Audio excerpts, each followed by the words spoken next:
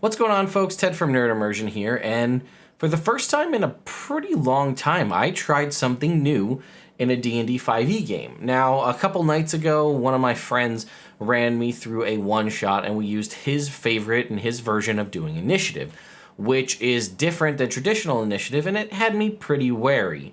He explained it to me ahead of time, and I was like, you know what, I guess I'd have to play, see if I enjoy it, and see if it works out the way you said it does. And it turns out, yeah, I actually had a lot of fun trying it, and I think that it warrants its own video, and we should talk about it here. So, we're going to do that in just a sec, but speaking of trying new things, I wanted to talk to you about the sponsor for today's video, Beard Sorcery. So, I have a beard, many other folks out there have beards, and as such, there's, differing opinions on how to do things with beard care and whatnot. And I'll be honest, I just kind of let it go and just do whatever I want. But they have all of these awesome products and things like that.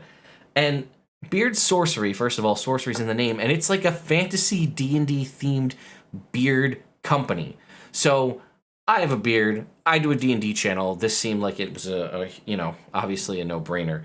They have these awesome combs, which are sandalwood, and they smell amazing. You get your beard comb here. But then they have all of these cool products that are tied to things that we know from fantasy things. Like Paladin's Might, Beard Oil, Dark Sorcery here, Cleric's Charm. Then we also have bombs and things for people that are doing more stylized things, mustache wax kind of stuff, Eldritch Magic, Stealthcraft. There's a whole bunch of products. And they reached out and they're sponsoring this video. And there's a link in the description that will get you 10% off your order. And that 10% that you get off goes directly to me. So we may be seeing more from Beard Sorcery in the future. Their product line is awesome. My personal favorite is Cleric's Charm. And also, I gotta say, if you have a beard and you're putting this stuff on and you have to wear a mask all day, this stuff smells amazing. So you get to smell that all day instead of just the normal inside of your mask. So anyway, thanks Beard Sorcery. Links in the description. So let's talk about my friend Kugo the Mighty. He's here on YouTube, does a bunch of variety content. He's known for CSGO and stuff in the past. We've played some D&D campaigns. If you're savvy enough to search around on the internet, you can find some of our content out there. But he said he uses team-based initiative. So I was like, well, how does that work? And I've heard of the concept of team initiative before, but the way he handles it, I think, does well because it doesn't penalize people for doing things that boost their own initiative. So what you do is he has everybody roll initiative. So players all roll initiative. And then you basically get everybody's number, you aggregate those all up, and you average that number out, right? So that means if I have something that boosts my initiative, like I have advantage on initiative rolls, I have alert, so I get a +5 to initiative, or a subclass that gives me other ability scores to initiative, all of those still factor in because you're driving up the overall average number of the initiative. So, this is also a cool thing because you can kind of role play the scenario where, like, if I roll a 25 on initiative and you roll a 2, well, now you're not stuck at the bottom of the round. Potentially, our numbers can average out and we can end up somewhere in the middle. And that could be pretty good depending on how things go, right? You have multiple party members. The quicker folks, maybe you can work that as they're assisting the slower folks to help bring, or the ones who are less aware to bring them more to the forefront and get things going there. And then basically you get your average group initiative number, and then the monsters or the enemies, you roll a die, you figure out the monster initiative, and then that's what it is. So it's basically, rather than I go, monster 1 goes, cleric goes, monster 2 goes, big bad evil guy goes, rogue, whatever it goes, in whatever order it is, it's enemies and players. Now, be aware that this is something I would not spring on your players mid-campaign. I wouldn't maybe spring it on them up front, but I would talk to them, and if this is something they're interested in, go for it, because it does add a lot of interesting, I'd say, dynamics to the game. So, sometimes people like to go later in the initiative, but I think it's more interesting when you all go on the same turn. And part of the reason that he did this, and I think it's something we've all experienced as Dungeon Masters, is to increase the engagement. Because when it's the player's turn, the way he goes is it's whenever whoever's ready to go, they go. So if you've got a party of 5 people, and it's the player's turn, and me, Ted, I'm not sure what I want to do, but you out there know what you want to do, you can say, well, okay, well, I'm going to do this. And then, okay, well, maybe you triggering what you were going to do now sparks an idea in my head. Oh, okay, and then I'll go do this. But that way, you don't have people checking out because it's just like, okay, I'm at the top of the initiative. I went first.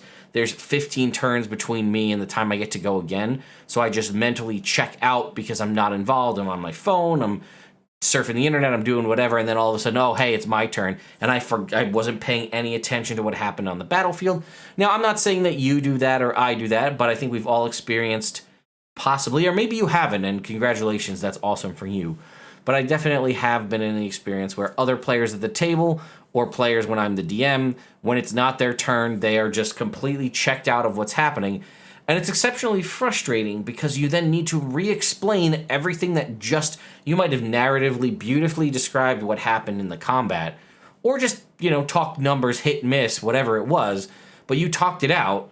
And now, though, you need to basically re-explain everything you just did because that player was not focusing on what was happening because it wasn't their turn yet, which is also exceptionally frustrating as well because it's going to delay combat more and more because you need to re-explain yourself, then they need to reassess the field, then reassess what they're going to do. Whereas if everything's happening on the same turn, if you want to have your idea in your head of what you wanted to do go off, then you need to be like, hey, I'm ready, I want to do it right now.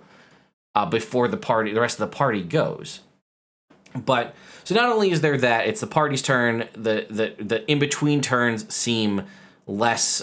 There's less, I guess, downtime, if you will, in between because everybody's going at the same time, and then everybody's attacking. The monsters or enemies are all attacking, so you need to be aware if you need to take damage or use any kind of abilities and things like that. So I do think it does speed up the combat. And I will say the game that we played, we did have 2 relatively new players. So we had kind of new player nuance to it. So it wasn't a bunch of veterans who knew what they were doing and they could just go, go, go. We were kind of explaining rules and things to new players as we went along, which was fine. So it wasn't as snappy as it could be, but I could definitely see how it could speed things up. Another thing that's interesting is it allows for actual combo moves if you want to do that. I don't know if you've ever experienced this, but if you have someone who's not thinking in the terms of the game, but thinking in terms of things that would be cool in the real world or things they've seen in pop culture, like, hey, I have this big heavy rope and you're right here. It sure would be cool in D&D if I could hand you this rope and we could run through and try to clothesline a bunch of the kobolds, right? Or run a loop around them and then tie them all up, right, in theory. But if I go first and you're 6 turns down in the initiative order, I can hold out the rope for you to pick up I can hold it out there and then hold an action to, I guess, dash on when you grab the rope to try to do that. But there's a lot of like nuancy things there and things you can and can't do, right? You can hold an action, you can't hold a movement, but you could hold an action to dash to then move. But if we're going on the same turn, then we can do combo moves, right? Whether that's something as simple as what I just said, we'll run around these kobolds and we'll hog tie them together, or we'll clothesline a bunch of people down. But that's simple physical things. But we could get into the concept of, hey, it's my turn. I'm gonna cast an enchantment on you that boosts your damage for your next hit, and now you get to activate that immediately because that's my move. I'm the cleric. I give you a holy weapon, then you go and attack with your holy weapon, right, or something like that. But that's like, I could do that, and then I could, theory, delay my bonus action to sometime later and do that. You do that, I'll do this, then I do that. It can allow for more dynamic combo play in combat, and I think that could be a lot of fun. And, like, okay, I'm going to run up and then I'm going to punch this guy and I'm going to stun him and then you follow up and hit him. Or I'm going to try to, like, throw this guy up in the air, or push him off the ledge, and then you hit him with Eldritch Blast, and I'll position him and you knock him off with Repelling Blast, or things like that. I think there's a lot to be said there for fun, interactive combo play, and that's another thing that could possibly keep folks that are less engaged when it's not their turn more engaged in the combat, because they have an opportunity to more dynamically shape things when they all work together. The downside, I will say, from that is the things like all of the enemies go on the same turn. Whereas if I went and then a couple of kobolds went and the big bad evil guy goes later, potentially the cleric in the bottom of the order could possibly save folks by casting spells.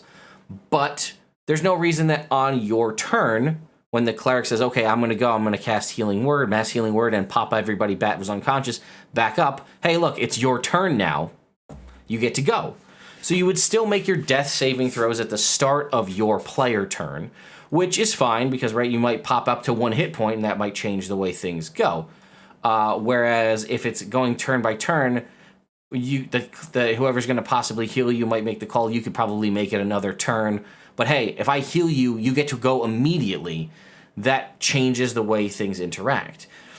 And I did a lot of brain racking to try to figure out what stuff you wouldn't be able to benefit from by using this system of initiative. And I couldn't think of too many because I was like, okay, well, what can't you do if you don't have this interruption, right? So you could still have your actions, reactions, and so on.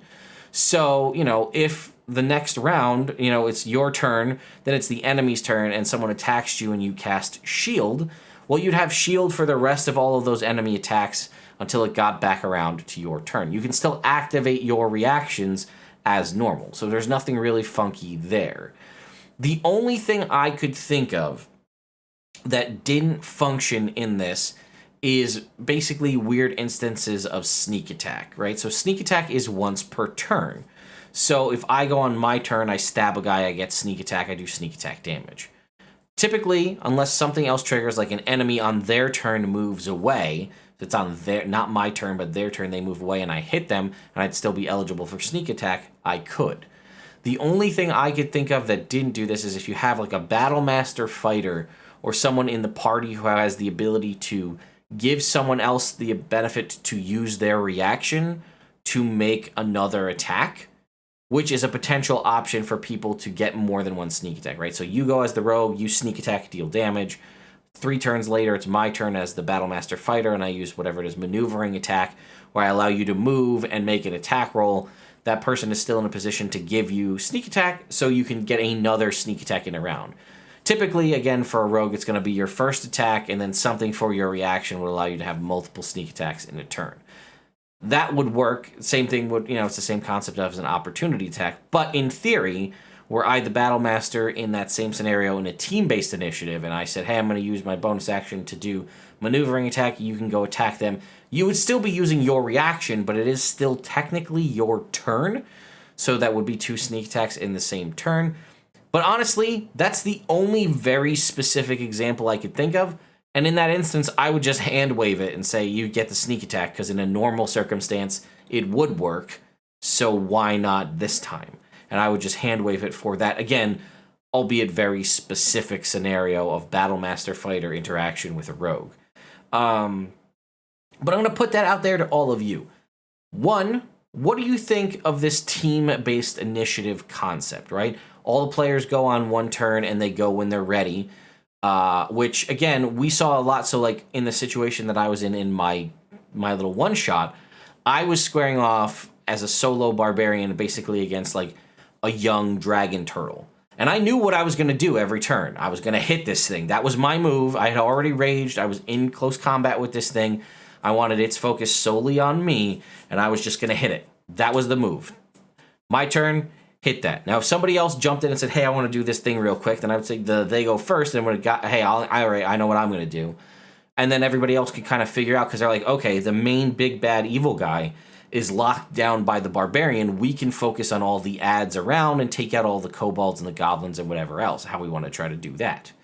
And that worked exceptionally well. The combat, again, like I said, other than new players being new players and needing to learn how things work, it was very fluid. I thought it went very well, and it allowed us to do a lot of interesting stuff, like whether people were going to jump off a cliff into a pool of water to try and escape enemy, spellcasting or enemy fire. That worked out fine. It was just all around well done, and I greatly enjoyed it, and I do think the next campaign I run long term, maybe even just like a short little mini series to get an idea of if I like it, I'm probably going to continue to use this. But outside of my weird specific example with a rogue and a fighter that we just talked about, can you think of anything else that would break the standard, like the standard mechanics of the game are broken by this team-based initiative? Have you ever used something like this in your campaign? I know in other campaigns I've been in, and even ones that I've run, people have allowed external initiative rules that don't exist, right? You can hold an action on your turn. We all know that. But have you ever had a DM tell you you're allowed to delay your turn if you want? Like in the first turn of combat, they say, hey, you're at 17 and here's what the breakdown of initiative is. I'll allow you on this turn if you'd like to delay your initiative to a later point. You can do that. Now, that was a thing you could do in older editions. You can't delay your whole turn to happen at a later point in 5th edition unless the DM chooses to rule it that way. It's not an official rule. You can't delay that. Another thing I've seen is that the DM will populate the initiative tracker or whatever with the player's initiative and then wait to put the monsters in till they arrive so that they know when that happens. These are all interesting ways we're tweaking initiative, which means standard initiative rules is not sacred. So I'm curious what you think. Leave your comments down below and let me know what you think. Any tweaks or other rules you would try. And if you have other interesting ways of handling initiative, let me know. I'd love to do a video on them as well. So thank you to Kugo for running that game for me. It was a blast. Thank you once again to our good folks at Beard Sorcery for sponsoring this video. I will see you all next time.